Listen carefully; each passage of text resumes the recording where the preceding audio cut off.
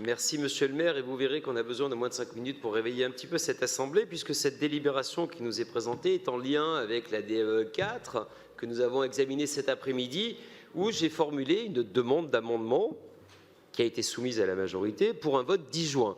Cette demande d'amendement a été refusée, ce que j'ai considéré comme étant un refus d'une expression démocratique. C'était un déni de démocratie pur et simple. Et nous examinons à présent la DBMP 1, dont l'objet porte sur le cadre du dispositif Ville, Vie, Vacances au titre de l'année 2022. L'exposé des motifs porte sur le développement d'une citoyenneté active, sur le sentiment d'appartenance à la cité, sur la prévention de la délinquance, la protection de l'enfance et de la jeunesse. Et la litanie de l'exposé des motifs nous amène à des publics entre 11 et 18 ans. Et puis finalement, soutien des programmes qui sont en dehors de Paris. Et puis finalement, ce sont des activités sportives avec des ateliers participatifs.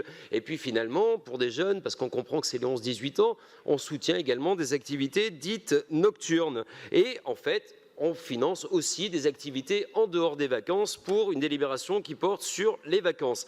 On n'y comprend à peu près plus rien, si ce n'est que quand on regarde bien dans le détail, au milieu, on trouve l'association Cyclofficine et la Petite Roquette. Cyclofficine, 3 000 €, la Petite Roquette, 6 500 €. Ça coûte pas cher, c'est le contribuable qui paye. Alors, évidemment, cette soirée, je regrette l'absence d'Alice Timsit qui défend un soi-disant féminisme, mais à mi-temps.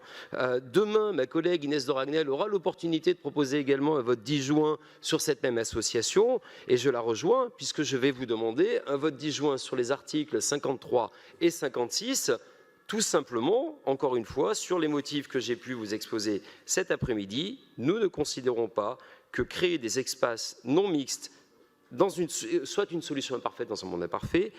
Pour nous, c'est tout simplement aberrant. Et je m'étonne, avec le groupe Changer Paris, encore et toujours, de devoir rappeler les valeurs d'indivisibilité de la République, l'universalisme, le principe d'égalité et de non-discrimination, qui n'est pas inscrit dès lors que vous nous soumettez les articles 53 et 56. En conséquence de quoi, monsieur le maire, vous m'aurez compris, je demande un vote 10 juin sur les 53 et 56. Je vous remercie.